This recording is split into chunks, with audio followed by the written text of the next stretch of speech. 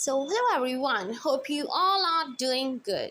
So, now today I am going to do the quick revision of most important concepts you can say, और you can say most important topics. ठीक है जी, जो कि मुझे लगा कि मुझे फ्लो चार्ट्स के थ्रू आपको अच्छे से समझाने चाहिए, ताकि ड्यूरिंग द एग्जाम आपको इन फ्लो चार्ट्स के थ्रू ही सही बट हर एक कंसेप्ट क्लियर हो कि किस कंसेप्ट का क्या मतलब है. अगर वो 2 नंबर में आता है तो भी आपको क्लियर होना चाहिए, 10 मार्क्स में आएगा तो भी आपको क्लियर हो जाएगा. So let's start.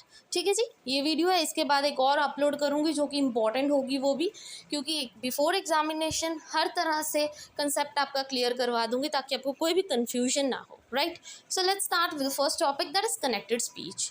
तो कनेक्टेड स्पीचेस क्या होता है? तो सबसे पहले ध्यान देने वाली बात है कि कनेक्टेड स्पीच वो पार्ट होता है स्पीच का जो कि बिगर होता है साइज में as compared to the word से भी बड़ा होता है. ठीक है, और इसको 4 पार्ट्स में क्लासिफाई किया जाता है, that is rhythm, elision, linking, assimilation. To be very very very clear, direct 10 number में ये क्वेश्चन आ सकता है, व्हाट आर कनेक्टेड स्पीच, उसके पार्ट्स क्या होते हैं, उनको अपने वर्ड्स में एक्सप्लेन करो. राइट, तो उनके पार्ट्स को भी मैं लेके आई हूँ कि किस तरह से आपने एक्सप्लेन करना है. ठीक है जी, कनेक्टेड स्पीच समझ आ गया. ये स्पीच का ही एक हिस्सा होता है जो कि साइज में बड़ा होता है as compared to that of the word. ठीक है, वन बाय वन देखते हैं. इसमें रिदम तो आप सबको पता है कि किस तरह की साउंड उसमें प्रोड्यूस हो रही है. ठीक है जी, वो वर्ड पे स्ट्रेस डाल रहा है, इस ये पता होना चाहिए, या सिलेबल पे ज़्यादा स्ट्रेस डाल रहा है, वो सिंपल रिदम है. बट एलिजन क्या होता है, ये तो डेफिनेशंस भी आ सकती है 2 नंबर में, 10 नंबर में तो अभी मैंने आपको बता दिया, सीधा डायरेक्ट आ सकता है. ये 14 यूनिट ही है. कनेक्टेड स्पीच, उसके पार्ट्स, उसकी डेफिनेशंस, सब कुछ विद एग्जाम्पल्स. राइट, तो एलिजन क्या होता है? एलिजन का मतलब होता है डिलीट करना. ठीक है, एलिजन मीन्स डिलीशन. ठीक है, फॉर एग्जाम्पल ये 2 एग्जाम्पल्स हैं. जैसे हमने बोला यूज्ड टू, बट हम फटाफट से क्या बोलते हैं उसको, मतलब फ्लुएंसी, मतलब फटाफट से उस वर्ड को बहुत ईजी बोलने के लिए, जिससे हमारा ज़्यादा टाइम भी ना वेस्ट हो, हम क्या बोलते हैं? Use to. ऐसे ही बोलते हैं, यूज्ड टू ऐसे तो नहीं बोलते हम. ये वर्ड सिर्फ लिखने के लिए अच्छे होते हैं, बट बोलने के लिए, फ्लुएंसी के लिए हम क्या फटाफट से बोल देते हैं, यूज टू, प्रोनाउंस करने के लिए. राइट, नेक्स्ट डोर, हम क्या बोलेंगे? Next door. ठीक है जी, यही चीज़ बोलते हैं हम. मतलब हम वर्ड्स को क्या कर देते हैं, बीच में डिलीट कर देते हैं. मोस्टली याद रखना, जो एलिजन्स होते हैं ना, वो टी वर्ड और डी वर्ड के लिए ज़्यादा यूज़ किए जाते हैं. ठीक है, जैसे मैंने यहाँ पे डी को डिलीट कर दिया, यहाँ पे मैंने टी को डिलीट कर दिया. टी और डी के लिए ज़्यादा एलिजन कंसेप्ट यूज़ होता है. Hope this is clear, Alison क्या होता है. Now the next is linking. ठीक है, ये मैं कुछ और नहीं पढ़ा रही, ये इसके हिस्से हैं. एलिजन, लिंकिंग, असिमिलेशन 2 नंबर में भी आ सकते हैं. कनेक्टेड स्पीच और उसके पार्ट्स ऐसे बन के भी आ सकते हैं क्वेश्चन. ठीक है, लिंक करना क्या होता है? कैटिनेशन, आप सबने साइंस में पढ़ा ही होगा. कैटिनेशन क्या होता है? लिंकिंग करना. ठीक है, लिंकिंग क्या होता है? कैटिनेशन करना. मतलब कुछ वर्ड्स हैं उनको लिंक कर दो. जैसे मैंने बोला दिस आफ्टरनून, तो मैंने उसको लिखा था दाइस आफ्टरनून. ठीक है, कैट्स और डॉग, कैट्स और डॉग्स. ठीक है, इस तरह से, मतलब लिखने के लिए सिर्फ आप कोई भी एग्जाम्पल लिख सकते हो कि जहाँ पे आप लिंक बना सको. Right, now comes next, that is assimilation. Assimilate करना मतलब साउंड्स को ज्वाइन करना ताकि एक नई साउंड बन सके. जैसे मैंने बोला डोंट यू, तो कहता है don't you. Meet you, that is meet you. ठीक है, सिंपल साउंड्स को ज्वाइन करना ताकि एक नई साउंड प्रोड्यूस हो. Right, I hope this connected speech is clear to you. Connected speech क्या होता है? वो हिस्सा होता है स्पीच का जो कि बड़ा होता है साइज में, वर्ड से भी ज़्यादा बड़ा होता है. ठीक है जी, होप दिस इज क्लियर. उसके पार्ट्स भी क्लियर हो गए, विद डेफिनेशंस अगर आती हैं तो वो भी क्लियर है. Now come the next, syllables क्या होते हैं? ये वैसे तो मैं करवा चुकी हूँ, फटाफट से रिवाइज करते हैं. Syllables means chunks of the words, जब हम तोड़ते हैं उनको. ठीक है, जैसे मैंने बोला बनाना, तो उसको मैंने तोड़ दिया, मतलब हर एक चंक में एक वॉवल होगा. जैसे बा ना, तो इसमें ए वॉवल साउंड है ना, तो मतलब कितने वॉवल्स हैं? 3 चंक्स हैं, 3 वॉवल साउंड्स हैं, तो वो 3 सिलेबल हो गए. क्वेश्चन आ सकता है ट्राई सिलेबिक क्या होता है, बाई सिलेबिक क्या होता है. ट्राई सिलेबिक इज जहाँ पे 3 सिलेबल्स हों. ठीक है, 3 पार्ट्स में हिस्से टूटे हो. ठीक है, और बाई सिलेबिक जैसे वाटर हो गया, वाटर, इसमें ए और इसमें ई 2 वॉवल्स हैं तो 2 सिलेबल्स हो गए, दैट इज डाई सिलेबिक. ठीक है, तो डायरेक्ट डेफिनेशंस आए तो पता होना चाहिए. सिलेबल्स 2 तरह के होते हैं, strong syllable, weak syllables. Difference आ सकता है पेपर में.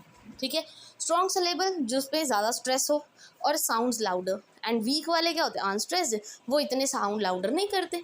Simple as that. Now come the next concept, that is stress. ये 10 नंबर में आ सकता है. स्ट्रेस क्या होता है? नेचर क्या होता है स्ट्रेस का? स्ट्रेस क्या होता है जिस पे आप सबसे ज़्यादा फोकस करते हो? It's a degree of emphasis. किसी वर्ड पे ज़्यादा फोकस कर रहे हो, फ्रेज पे, या किसी सिलेबल पे, ठीक है। स्ट्रेस का नेचर क्या होता है, सबसे पहले तो इम्फोसाइज करना, ये तो पता है। स्ट्रेस के कुछ कैरेक्टरिस्टिक्स होते हैं, जैसे लेंथ, जो स्ट्रेस्ड होता है ना, स्ट्रेस्ड वर्ड, उसकी लेंथ बड़ी होती है as compared to that of unstressed. Pitch की बात करें तो स्ट्रेस्ड की पिच ज़्यादा होती है एज़ कम्पेयर टू अनस्ट्रेस्ड, मतलब स्ट्रेस और अनस्ट्रेस को कंपेयर करना है। वॉवल में स्ट्रेस्ड वाले की वॉवल क्वालिटी ज़्यादा होगी, लाउडनेस में स्ट्रेस्ड वाला ज़्यादा लाउड होगा, ठीक है जी। And influence on the meaning, कहीं ना कहीं ये जो स्ट्रेस है, जो हम फोकस कर रहे हैं, इतना फोर्स लगा रहे हैं, कहीं ना कहीं उसके मीनिंग पे भी इफेक्ट डालता है, ठीक है जी। Hope this is clear, nature of the stress क्या होता है। Now come the next concept, that is syllabic constant. Syllabic constant क्या होता है, ये बहुत सिंपल सा कंसेप्ट है, आई थिंक 2 मार्क्स में ही आएगा जहाँ तक मुझे लगता है, क्योंकि इसका कुछ ज़्यादा है नहीं है। तो कांस्टेंट जो वॉवल्स को रिप्लेस कर दे वो होता है सिलेबिक कांस्टेंट। जैसे मैंने लिखा पुलिस, तो मैंने ओ को रिप्लेस कर दिया PLIS, पुलिस, ठीक है। और जब भी हम उसको रिप्लेस करते हैं, हम ऐसा डैश साइन डालते हैं इसको, ठीक है, जैसे एल के नीचे डाला हुआ मैंने, तो वो होते हैं सिलेबिक कांस्टेंट्स, ठीक है जी, जो वॉवल्स को रिप्लेस कर दे। Then come minimal pairs. Minimal pairs आप सबको पता है, जिसमें लीस्ट डिफरेंस हो दो वर्ड्स में, जो बहुत होता है किसी चीज़ का मीनिंग चेंज करने में, किसी वर्ड का मीनिंग चेंज करने में, जैसे कैट और कॉट, सिर्फ ए और ओ का ही डिफरेंस है, एक ही वॉवल साउंड का डिफरेंस है, जिससे सारा उसका मीनिंग चेंज हो गया, that's minimal pairs, right. Then comes allophones, ये पिछले पेपर में भी आ रखा है 2 नंबर में। एलोफोन्स क्या होता है, उससे पहले फोनिम्स पढ़ते हैं, आपको इजी हो जाएगा। फोनिम्स क्या होता है, स्मॉलेस्ट यूनिट होती है साउंड की, जैसे एक पी की वजह से और एक बी की वजह से सारे का सारा ही चेंज हो गया। साउंड्स जब चेंज होती हैं, उससे डिफरेंट डिफरेंट वर्ड्स निकल के आते हैं, वो होता है फोनिम्स, राइट। अब फोनिम को ही जब हम एक्सटेंड करते हैं, जैसे हमने बोला पिन, उसके आगे लगा दिया मैंने एस, तो बन गया स्पिन। मतलब जो वेरिएंट होता है ना फोनेम का, वेरी करके जो चीज़ें बनती हैं, that don't change the meaning of the word, ठीक है, मीनिंग चेंज नहीं करती, पिन स्पिन वही चीज़ चल रही है, ठीक है जी। तो वेरिएंट होता है फोनेम का, that don't change the meaning of the word, वो एलोफोन्स होते हैं। और फोनेम्स क्या होते हैं, जिसमें एक वर्ड की वजह से, एक साउंड की वजह से क्या है, डिफरेंट वर्ड बन जाता है। Hope this is clear.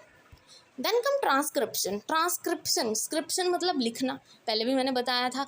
जिसमें क्या होता है, जब हम किसी वर्ड को लिखते हैं स्पेशल सिंबल्स यूज़ करके, जैसे मैंने कैट को लिखता KAET, कैट, ठीक है, मतलब स्पेशल सिंबल्स मैंने यूज़ किए। जब मैं राइटिंग के लिए स्पेशल सिंबल्स यूज़ करूँगी, उसको क्या बोलते हैं, ट्रांसक्रिप्शन बोलते हैं, right. Now come the next, what are fortis and lenis. Fortis and lenis हमने पढ़ा था डिफरेंस इनका, ये दोनों ही कितना मस्कुलर एफर्ट्स लगे, ठीक है, उस पर डिपेंड करता है। फोर्टिस हमेशा वॉइसलेस होते हैं और लैनस हमेशा वॉइस्ड होते हैं, right. Then come plosives. Plosives क्या होते हैं, कि किस तरह से हवा को हम एकदम रोकते हैं जब साउंड प्रोड्यूस करते हैं, और एकदम से हवा को बाहर निकालते हैं, ठीक है, जैसे पॉप साउंड आती है, वो होते हैं प्लोजिव्स।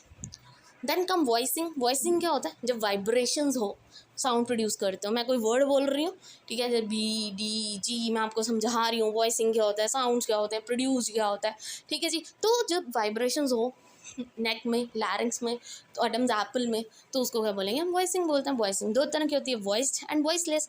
वॉइस्ड क्या होता है, जहाँ पे वाइब्रेशंस हो, वॉइसलेस क्या होता है, जहाँ वाइब्रेशन ना हो। तो याद रखना, वॉइसलेस कौन से होते हैं, PTNK, मैंने पहले भी समझाया था।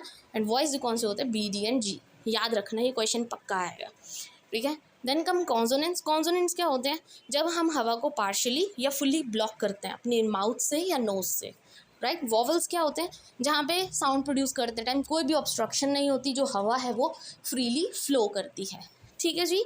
Hope this is clear. So these are some important concepts, important definitions you can say, जो बहुत ही इंपॉर्टेंट थे, आपके साथ एक बार डिस्कस करना, बिकॉज दे आर रिपीटेड, ठीक है। तो कहीं ना कहीं डायरेक्टली और इनडायरेक्टली मैंने आपको ये कंसेप्ट्स क्लियर करवाए हैं। अब वो आप पे है कि आपने उसको कैसे समझा, ठीक है। अगर आपको समझ आई हो, वीडियो अच्छी लगी हो, अंडरस्टैंडेबल हो, then please don't forget to like and subscribe my channel. Thank you very much.